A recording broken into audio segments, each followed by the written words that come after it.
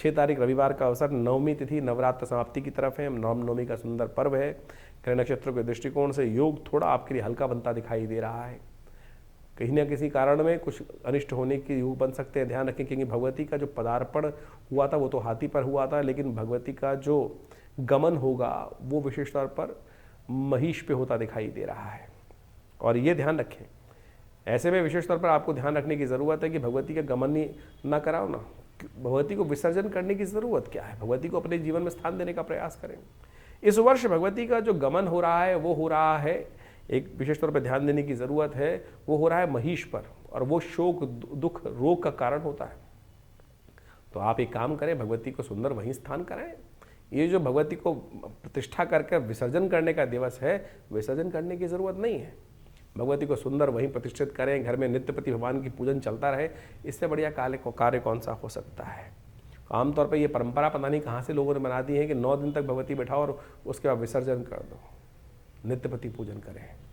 ये विसर्जन, इस दिन विसर्जन करना भगवती के पूजन का, भगवती का गमन यदि होता है, कई बार क्या पूजा के बाद कहा जाता है कि भो भो देवता अपने अपने स्व स्थान पर गमन कर लें, तो इस दिन भगवती का गमन कराना शुभ नहीं होगा। इस बात का ध्यान रखते हुए कार्य करना चाहिए आपकी राशि के दृष्टिकोण से।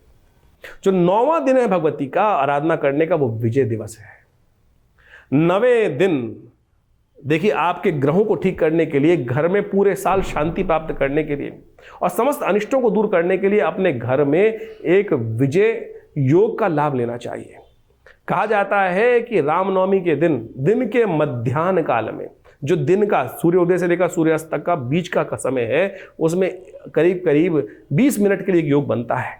उस दिन हनुमान जी की मूर्ति से स्थापित, उन हनुमान जी के यंत्र से स्थापित किया हुआ विजय ध्वज जो अपने घर के ऊपर लगाता है, कहा जाता है उनके समस्त पूरे वर्ष के अनिष्ट दूर हो जाते हैं। इस दिन झंडा अपने घर के ऊपर लगाना चाहिए। तो उस दिन, रामनवमी के दिन के मध्याह्न काल में हनुमान जी का ध्वज, विजय ध्वज, जो हनुमान जी के यंत्र से सिद्ध हो, तो उसको अपने घर के मुख्य दरवाजे पर या अपने घर के विशेष तौर पर ऊपर छत पर लगाने का प्रयास करें।